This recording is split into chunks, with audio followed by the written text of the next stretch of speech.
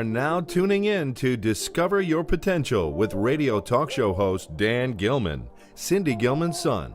So listen, participate, be inspired, know that you can discover your potential. Here he is, Dan Gilman. Hi, welcome to Discover Your Potential. We're live here at Staples Studio today. We have two extraordinary guests. And actually, my mother used to start her shows with poetry, but today I just want to introduce the guests because they're extraordinary. One is, everybody's really excited, I know, Bill Barretta and Gene Barretta, the Barretta Brothers. I'm in here. There's Gene and there's Bill. We made it. Hey, guys, we made it. Look how extraordinary we look. God, you know what, Gene? I think you're more extraordinary than me. No. You capital E extraordinary. You're the extra and extraordinary. Well, the last show you were both on with my mother, actually, unfortunately, Gene got booted. Oh, that's right. He wasn't doing very well. I never liked it. And they just axed him. Sorry. Kicked him off. Yeah, that's true, Gene. You're the extra and I'm the ordinary.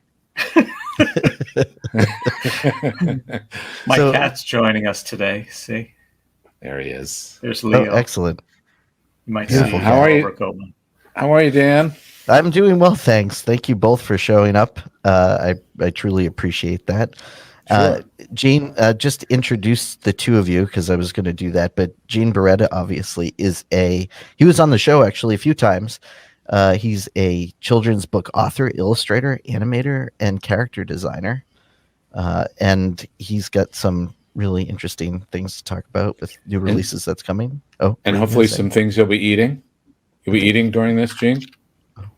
Great. Oh, wow. Oh, excellent. There he goes. Didn't take long.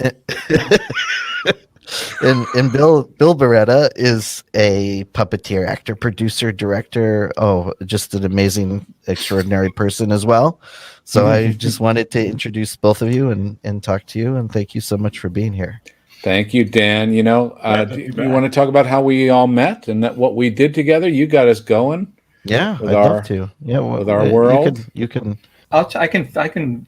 Yeah, because you guys had a connection first, right? Oh, that's true. Yeah. Dan asked us to both be on his mom's show, this show. And it was after that Dan started talking to us about the behind the scenes work. And we discovered our potential. We realized, hey, why can't we do, it was, the lockdown started and both of our work had slowed down. And we thought this is the perfect time to maybe try something ourselves. So the Barretta Brothers vodcast/podcast was born out of these conversations with you. So you were right there at the start. Yeah, that's right. Pushed it into the world. So thank you, sir. Yeah, no, thank you. It's been quite an interesting journey. So Rosanna Giordano met Eugene Barretta Sr. way back in 1915. Yeah. Okay, we could start there. Oh, well, our mother was a beautiful woman who could cook and dance, and she should have been an actress. She was like Grace Kelly. Oh, wow. And our father was like, this Camden sports athlete, good-looking dancer guy. They were just a great match. And I don't know even how. Do you know how they met, Gene? I don't even know how they met. I don't know specifically, but he was going to Valley Forge Military Academy, which was probably less than a mile away from Cabrini College, where she was going. That's what it was. They had dances, and the soldiers could go over to the college, I think, and I think that's where they met. Yeah. Wow. Yeah. And where did you both have interest? I know you talk a little bit about this on your intro on your podcast and your website anyway, but where did your interest come where you were both, artists and into performance? And from him, he started it all. Oh, wow. Well, I was older, so I got into everything first. You're still older. Could be debated. Not you were older. You're still older. I feel older. But But I don't know where my art stuff came from. I don't know how I just moved into it. I did it from a very early age. My mom said when I was like 3, I drew a big purple elephant on the wall next to my crib. So I was doing it from the start. And then... can I just say real quick? Like our family, it's a very entertaining family, right? They've always been very entertaining, artistic. On our father's side, our uncle, our dad's brother, was an artist as well.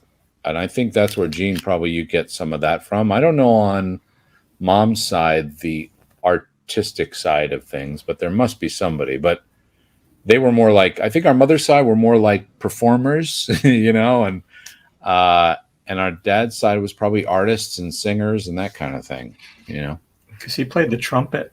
Yeah. Yeah.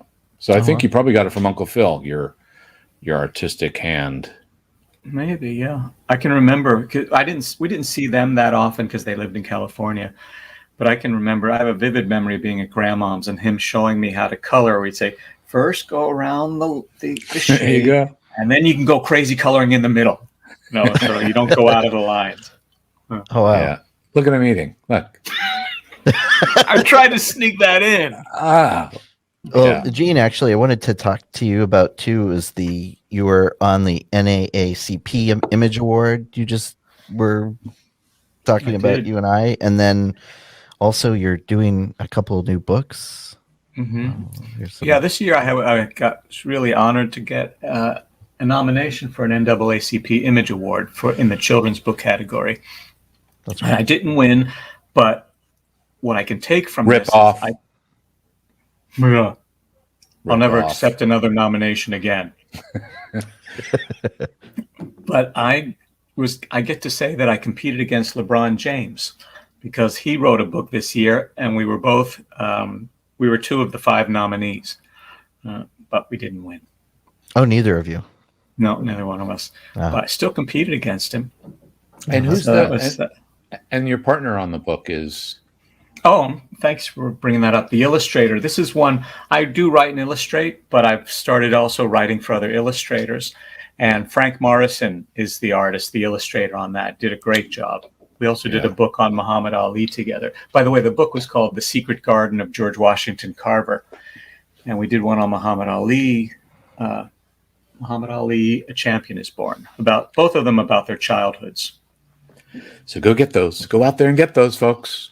Yeah. And while we're on that subject, I did a book with another illustrator, Craig Orbach, and it comes out next year this time in the fall, all about the childhood of Steven Spielberg, and it's called Starring Steven Spielberg, The Making of a Young Filmmaker. And those are the 3 that I've written for other illustrators. What's nice is that right now Steven Spielberg is shooting a film loosely based on his childhood. So it's coming out around the same time as my book. So hopefully that'll be a nice. And didn't he just come out with, is it West Side Story, right? Isn't that the new one? It's coming this Christmas, I think, right? Oh, is it I Christmas? think so. Yeah. Something, yeah. Oh, that's great. And there was another book too. You mentioned there were 3. Oh, yeah, he's got. Well, I'm working on one now about the childhood of Andrew Wyeth. I don't always do childhoods of people. I know. I was just realizing that. Just lately, I've done the childhoods of certain people, but I've done inventors and grammar books and some fictional, mostly nonfiction. It's all at GeneBarretta.com. This sounds like a big pitch fest. No, well, why not? Why wouldn't you tell people? They're great books. We're going to push it up there. Yeah, absolutely. Yeah. Thanks. Yeah, excellent. Well, Bill, as far as there's a new movie too that you're producing, or you produced actually. Yes. And I'd love to Muppets Haunted Mansion. Co-developed the story, co-wrote the script, get executive producer, get to perform, wiggle some dollies around. But yeah, it's really fun. I mean, I like the story, and this idea of meshing these 2 worlds together, I think, was really fun and smart. The Muppet Studios thought, how do we merge some park rides? Is there, because that's it. And also that's kind of what's happening. And you see with Jungle Cruise and, they're starting to, as they've done before, obviously there was a Haunted Mansion before with Eddie Murphy as well. Right. But what I loved was the idea of, like we did with Muppets Treasure Island or Christmas Carol, using the characters, not just playing themselves, but giving them a chance to be other characters, right? So in this version, except for Pepe and Gonzo, who think they're going to this Halloween challenge. Actually, Gonzo thinks he's going on this Halloween challenge. Pepe thinks he's going to a Hollywood mansion party for Halloween. He's just looking for the party, and the original idea, which got nixed, was that Pepe, he's going to a Hollywood mansion party and he keeps looking for the bunnies, where are the bunnies in the grotto? And we were going to do a room where he finds the bunnies in the grotto and they're cute bunnies, but then they turn into these fanged, monsters and scare him. But we changed that. But it's really fun. So aside from Pepe and Gonzo, who play themselves, as you get to the mansion, the other characters are playing the iconic figures within the mansion that people know from Disneyland and Disney World. So it's really fun. Some of them fit just perfect, and there's a lot of little Easter eggs everywhere in the design. The production designer, did an amazing job. There's just, from the wallpaper to the doorknobs to the little windows to things on the front gate, Jim Henson, I really love this idea, and I have to take a little credit for it. But I wanted the address to be his birthday, so the address of this mansion is 924. So there's all kinds of stuff, all throughout. Sure, I'm glad to see Johnny Fiamma and Sal back. Yeah, they have a fun little part in it. So that was great to do with Brian. You mentioned you co-wrote it. I did. Oh, nice. So myself, a guy named Kelly Younger, great writer, Kirk Thatcher, who also directed it, and Jim Lewis, who's a veteran Muppet writer and works with the Muppet Studios. So between the four of us, we kind of tried to figure this thing out. That's nice. Yeah, that's great. Yeah, that's great fun. Yeah. So that should be it should be out by now. Yeah, I hope people are enjoying it. So it's great. A lot of great cameos. Will Arnett is great in it. There's just so many people. I mean, if I start naming, but what's amazing is that we got to work with Ed Asner on it. He came and did a cameo, which was, unfortunately he's passed, but it was just fun to spend some time with him, and everybody was great. Pat Sajak and so many different people. Danny Trejo, of course. I have to stick Danny Trejo in just about everything we do. That's kind of my goal, is and whatever project comes up, I try to figure out where can we put Danny, just because I think it should be a running thing forever. But I think people are going to like it. It looks beautiful. Soapbox Films helped us produce it, with the Muppet Studios, and the effects are beautiful. It looks beautiful. We use some amazing new technology, stuff that they use on Mandalorian. Oh, wow. That kind of virtual backgrounds. So it's really hard to tell what's real and what isn't. And I'm curious to see if people can pick it out, Yeah, no, that's great. Yeah, that's great. Yeah. Do you have any new and exciting things coming up? Or you can let's see. Well, there's a Geico. There's a Geico commercial that's out now. Really? Animals playing drums in the attic of somebody's home. You want to tell them what you did on that? Oh, well, it's basically, I don't know if those Geico commercials where they say we have ants in our home, and then you see like these older women in the house checking the expiration date in their fridge. It's like a pun on ants.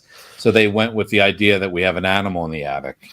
And it cuts to animal playing the drums in the attic, and then he's in the kitchen, creating some havoc and sliding down the banister and hitting the wall. And so I was part of figuring out this kind of storyline of that and the pieces, and helped coordinate it and worked with the director and that sort of thing. But yeah, so there's that, the Geico commercial.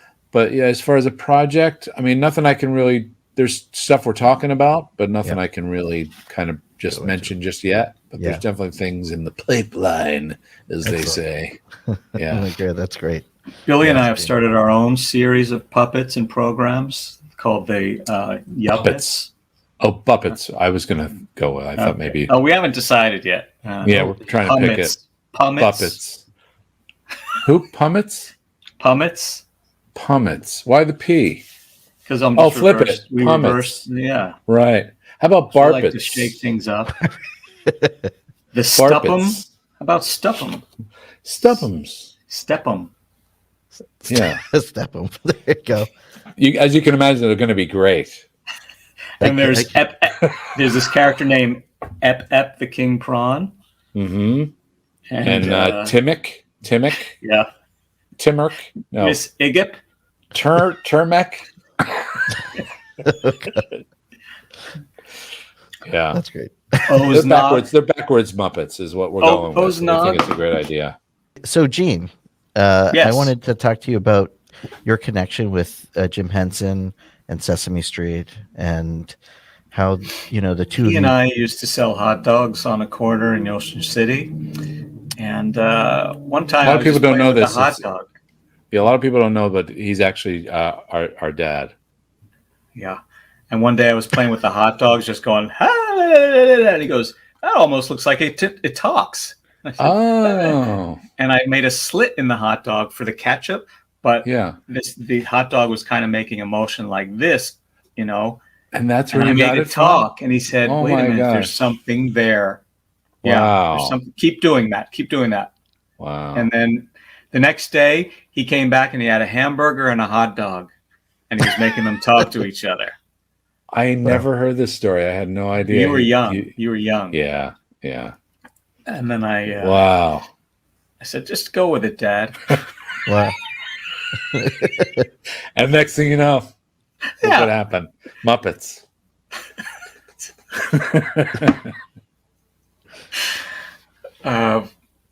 What was the question? How did you? What was your influence, right? And where did this all come? Where did it start from? How did we connect with Henson? Yeah, I mean, the quick version is that my cousin Gary and I were flipping around the channels in the early 70s, and there was Bert and Ernie, and we'd never seen anything like it, and became instant fans. And decided we can make puppets like that. And we would go to the foam and fabric shop and get supplies and just do our best to replicate. We just happened to have, there was a proper foam and fabric shop. Yeah. In our town. They had googly eyes and little they had all the things to make. It was like a great arts and crafts thing, but they had all the kind of stuff that you needed, right? It was pretty amazing that it was there. We could have lived anywhere. I don't know how many foam and fabric. Were they places where it was illegal to sell foam, things like that? Yeah. But and we just started building things, and then I think we had a substitute teacher at our school who had some connection with Sesame Street. And somehow I got the address, and I sent Jim Henson a fan letter, and I said, how do you make Muppets? And I got a letter back with instructions and information, which I still have. And so that was that. We made Muppets, and we did some puppet shows for my Aunt Kathy, who taught the deaf. And then we just moved into filmmaking. We made lots of Super 8 films and things. And it wasn't until Billy and I started working at Sesame Place in the early 80s, which was this children's amusement park in Langhorne, PA. We were working there, and one summer, Brian Henson came to work as an employee. And take it from there, Bill. Oh, well, Brian and I kind of hit it off because we were both living on our own. We were both like 17, and he was off staying in a place in Princeton, New Jersey, and I was living with my girlfriend at the time. And so we just kind of connected, and we would take our girlfriends to Atlantic City and lose all our money and then have to just come back and not take them to dinner or anything like that.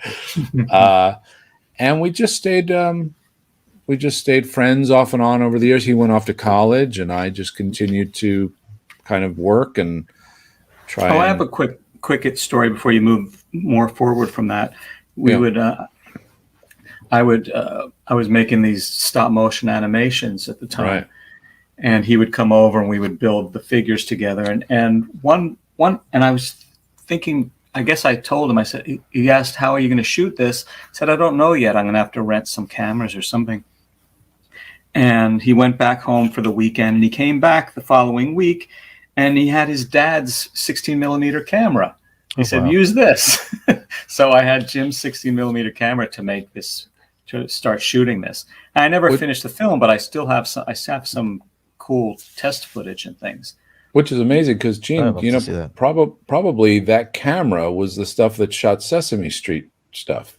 His animations that he did, the peas and the kid. Yeah, I would think so. I have to ask Brian about that, but I never thought of it until now. I didn't either. I bet he used it for those films for Sesame Street. That's pretty interesting. Well, that's neat. Oh. Sorry.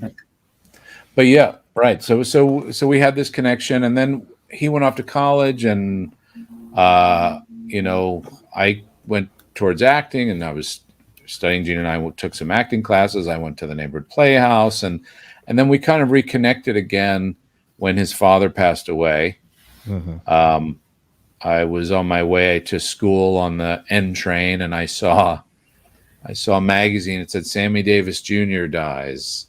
And then the guy turned the page, opened it out, and Jim was next to it. I was like, oh my God. And I never went to school. I stayed on the train. I was kind of shocked, Yeah. And somehow I ended up downtown, and I called him and his wife at the time, or girlfriend at the time,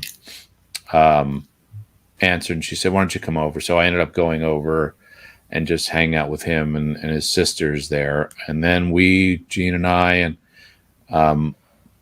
your then wife, you were married. Yeah, that's right. Yeah, at the time. Yeah. We went to the memorial for Jim. And then Brian and I just kind of kept in touch again a little more, after that. I moved out to California. Then he came out to California to make this show that his father had kind of created before he passed away. And we did Dinosaurs together, the show Dinosaurs. Yeah. And then from there, I kind of hit it off with some, the guys, I guess, and started trying little background characters and assisting them and watching them do what they do. And it just kind of grew out of that. Brian would ask, do you want to come and do this or in the background of this or try this? And it just kind of grew out of that. I started doing a couple of Jim's characters and then creating my own after Treasure Island. But it all roots from Gene really wanting to make things and being the kind of creative driving force behind our childhood. But he would always put me in things. But did you ever? It's true. Sorry, go ahead. Yeah, but if you weren't talented, none of this would have happened either. So but at the same time, I didn't direction.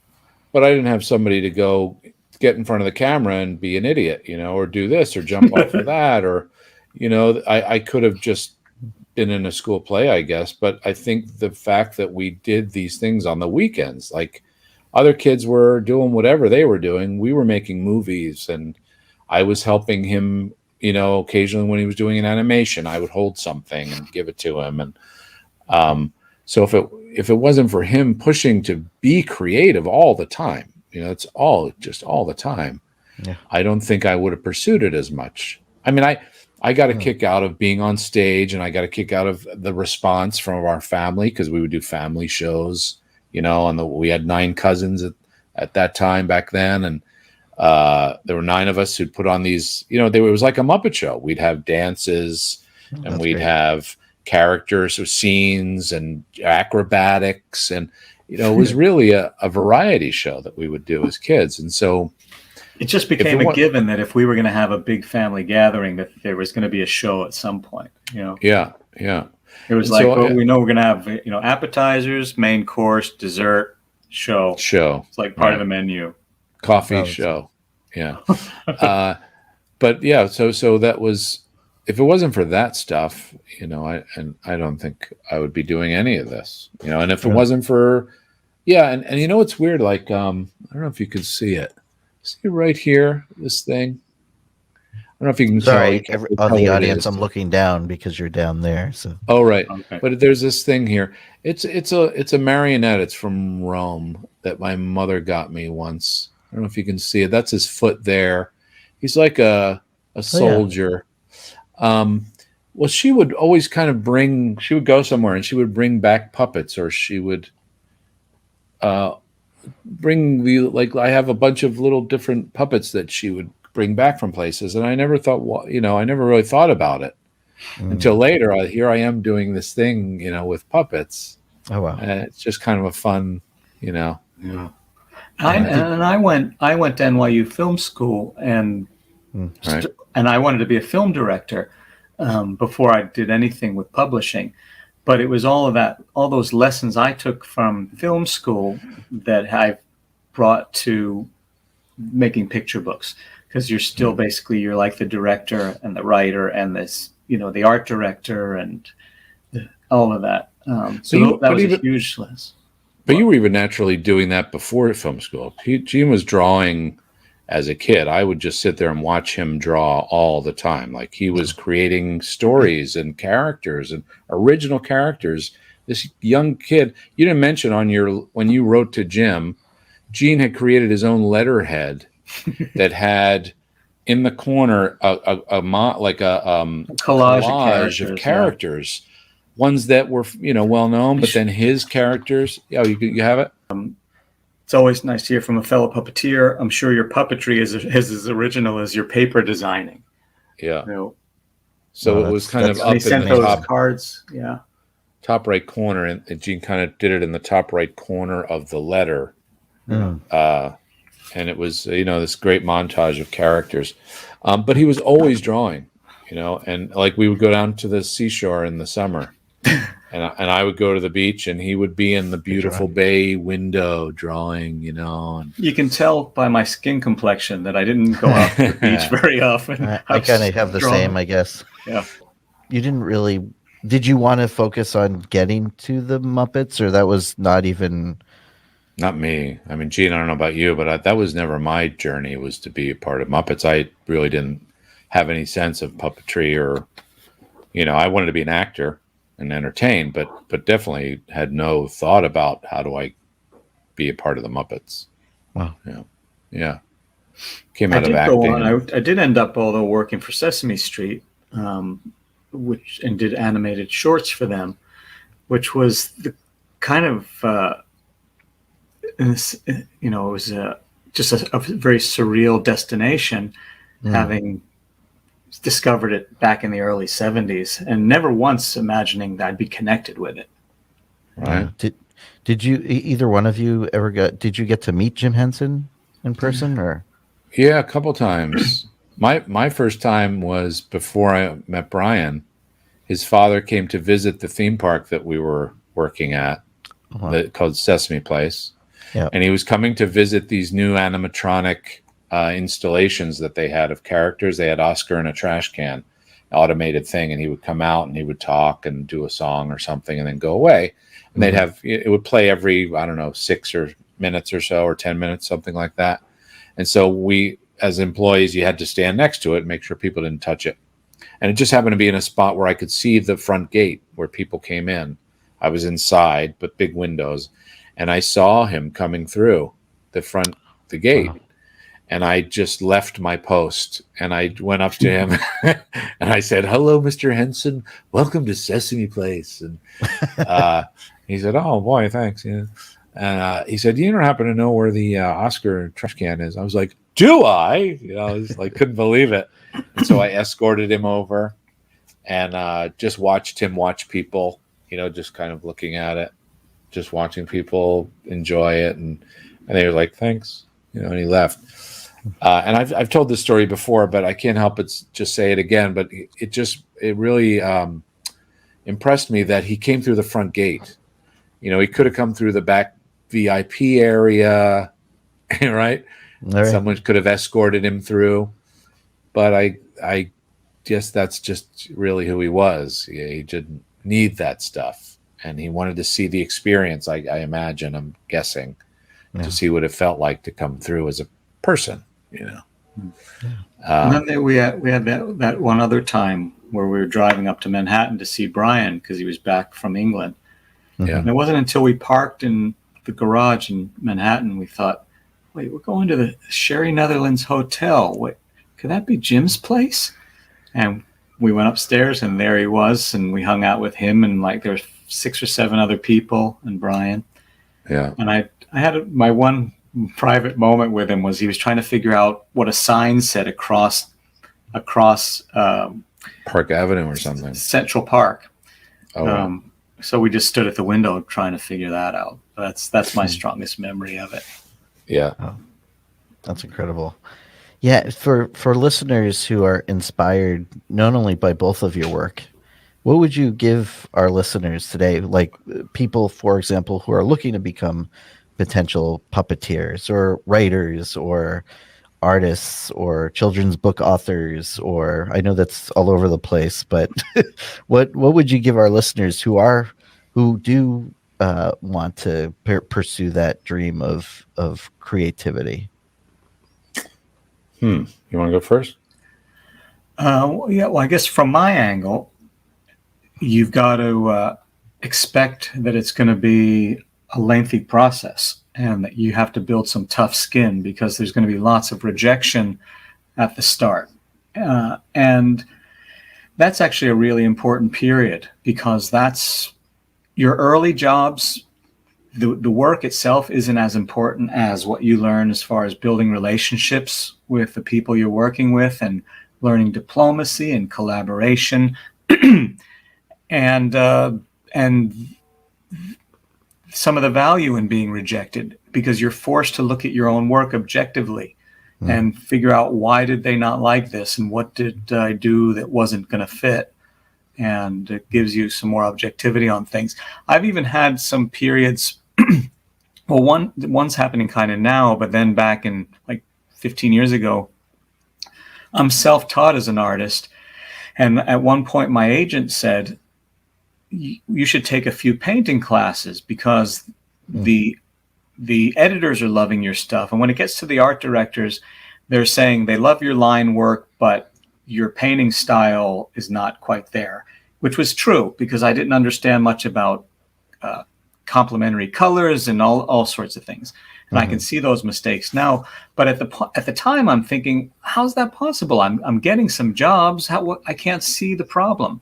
And it wasn't until I then stepped back and took a couple classes just in painting and watercolor that everything changed. And from that point on, I know how to grow as an artist, whereas before I didn't. I was completely isolated from objective lessons in what I do.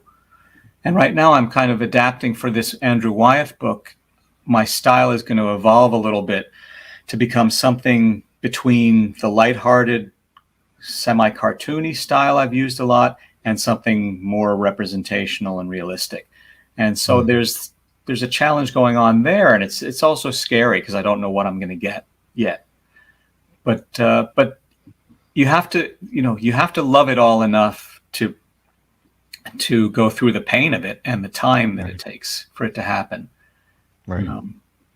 That's what I would add. Yeah, passion, drive, consistency, and resolve. Yeah, I think what you just said too, Gene, about you don't know what's going to happen. I think that's a really good thing for people to know. Like, instead of anticipating or having expectations about what's going to happen, I think it can create great things, but it seems to be the most unique, the most interesting, the most unexpected, the most powerful stuff seems to come out of places where you've written yourself into a corner, right? And you don't know how to get out. It forces you to figure it out, to do something that you're not comfortable with, And I think, Gene, finding that balance of those two is going to be amazing when you do it, because you're great at both, And I know you don't think that one is as strong maybe as the other, but you're going to find, I think when you find that balance of those two, it's going to be totally unique to you, you know? You made me think. Go ahead. Sorry. Oh, no, good. No, good. I was going to say, you made me think of something to add to that. Don't, it's the you make plans and God laughs, when you get into want to make God laugh, tell him you've got a plan. Yeah. That's my favorite. Right. Because when you're working in the creative arts, there are going to be surprises, and you have to allow yourself to follow doors that open. You don't cut yourself off too short. Some people might say, well, I'm going to be a film director, but I'm only going to make, certain types of films or whatever it is, or I'm only going to paint my abstract style, which I love. And you're going to destroy your career before it even begins. And you're going to cut yourself off from discovering things that you might love even more. So take on jobs that might not be your biggest passion as far as subjects go, or open yourself up to all of it, because you're not going to get to kind of pick and choose what you like to do until you've built some credibility in your field.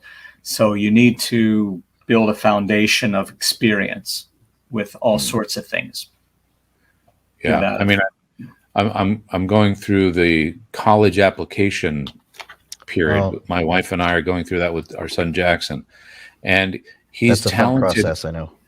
Oh my God, what a nightmare! And I never went to college, so I'm completely foreign to the whole process, and I know it's changed. Which is the reason why you're such a failure.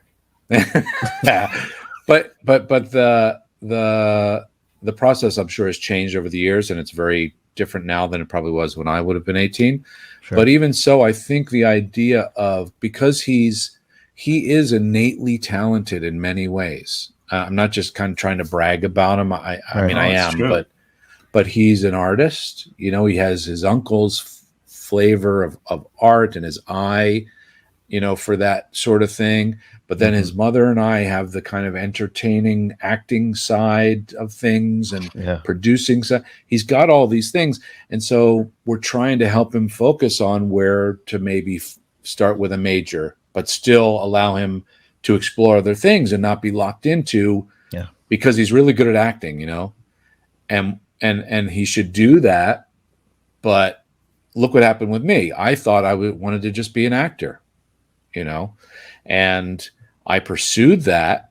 And that's the journey I took, thinking, yes, I'm studying with Sanford Meisner, and that's the acting thing, and I will be an actor, and then when I realized that how much fun these other people were having, not only acting, right, but playing with each other and being able to be not just human, but I could be a piece of cheese, and I could be a donut and a bird, and I could be all kinds of things and be me as well. Yeah. I could still be an actor as myself, but this was a whole new outlet. And so I would say to people, like Gene just said, look for the doors that open. Don't be afraid to go through it, because you can always come back out if you don't like it in there. You don't have to shut it and lock it behind you, or you just keep going, find another door. Be aware of what's around you. And then I would just say, as far as performing puppeteering, for me, and everybody comes from a different place where they start, but for me, and I can only speak for me, so this may not apply to everybody else, who knows, but for me, I feel that I had to have my acting background and my understanding of acting to be able to feed my characters in an original way, right? Because I think a lot of people, we're all influenced by all sorts of people. I'm influenced by Jim and Frank and Jerry Lewis and, Robert De Niro. We're all influenced by things.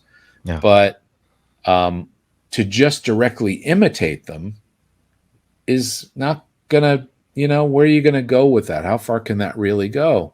Yeah. So if you have the tools to feed these characters and not just rely on, the little guy that comes through, or the, or even just the technique, or even just the technique alone. Yes. Yeah. That it's to really work on both. Like when I first started, I felt comfortable to a certain degree as an actor, certainly more comfortable than a puppeteer or than my puppeteering skills. So as I started to learn to puppeteer, my acting got worse because I was focused on the technique, right? But I had to find the balance and find a way to start bringing them together. And I still struggle with that because technically I'm not great. And so Yes, you it's are. still, no, not really. Yes, I mean, you you are. look at people like Peter Linz and Steve Whitmire and these, there's people who are just like great manipulators and just their technique is unbelievable that I don't think I'll ever get there, but I find a way to kind of find the balance, but my concern is character. The acid test though is that when people watch your characters, the characters are alive and have personality. And that's the, that's the proof that you've got it all down.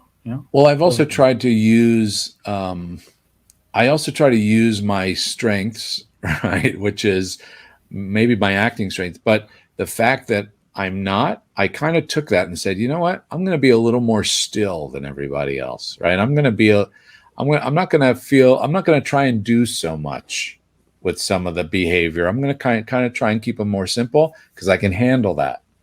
And I think that creates a certain character. Like with Bobo, he's just a mountain, his head can't even turn. He has to turn his whole body to look at something.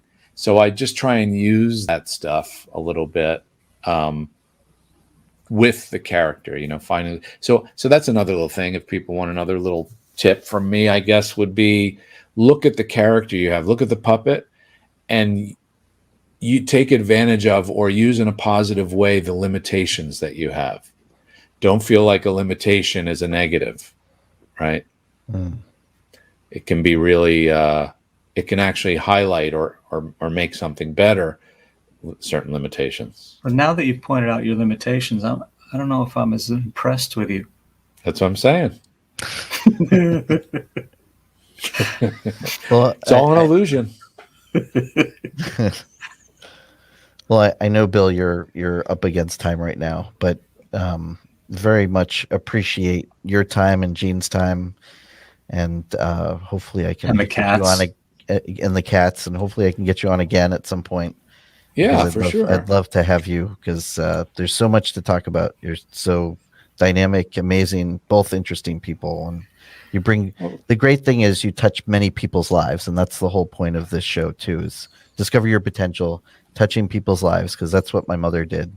After, not to bring it up, but after she passed away, I had literally 70 to 100 people that called me to say how she touched the lives of many. She didn't touch millions of people like you get to touch every day, but with the type of work that she did, it was quite extraordinary. So of course, yeah. If we can touch one person, that's all that matters, So, exactly. If you get through to somebody, you touch them in a way that's meaningful and helps them, or in a positive way. It's easy to be negative, right, and knock people down, but to raise people up, that's when you're successful at anything. Yeah, that is true.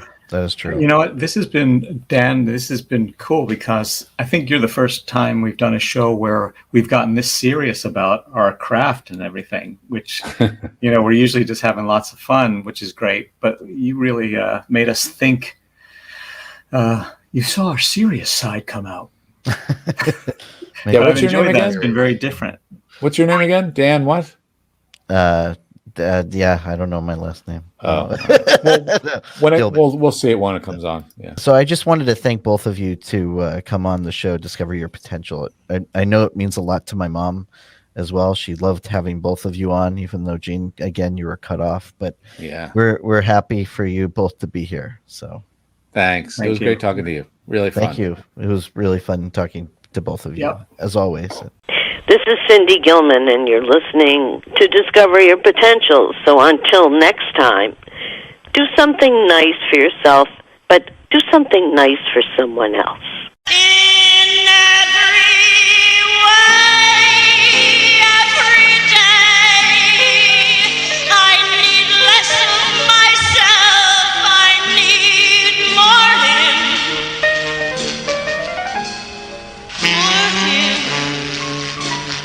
'Cause his is the only